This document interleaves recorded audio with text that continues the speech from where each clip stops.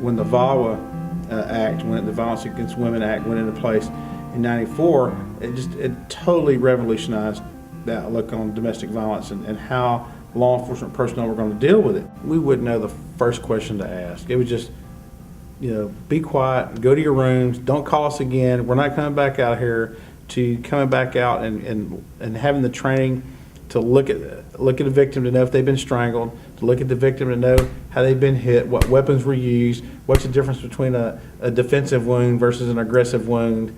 The biggest portion about the Violence Against Women Act was the VAWA grant money that came in that assisted in training and also assisted in the hiring of officers and victim services counselors. They had like a buy down grant or like a 50-50 grant, and so I benefited from that. I was a lead detective here for 8 years with the Sheriff's Office.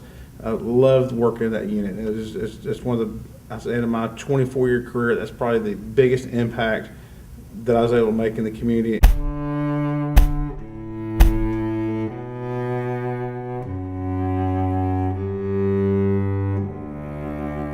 People don't realize it, but domestic violence, it costs our country over $1 billion a year, with a B, billion, with the court system, the criminal justice system, the medical system, the schools, employers, counselors, victim services. I've been involved in a couple of high stress situations involved the use of firearms, and those were all resulted around family violence. You have to have the right mindset and have the right attitude to work in that environment. So we try and put the officers in there who really want to be there. They got to have that compassionate side. They got to have that drive to be hard-nosed when they need to get the investigation done. My biggest fear that I was going to wake up the next morning and one of my victims, one of the ladies I'm working with, is on the front page of the paper as a victim, as a statistic. National Domestic Violence Hotline, this is Catherine. How may I help you?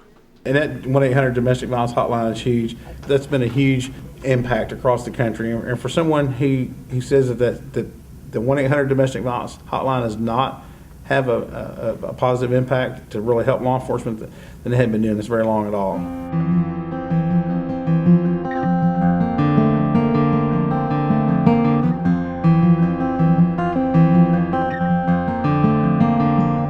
I couldn't begin to tell you how many success stories that I've had in this situation over the years where women were, and we say women, but they're 90+% of the victims of domestic violence are women. And not trying to take away anything from the men victims that are out there.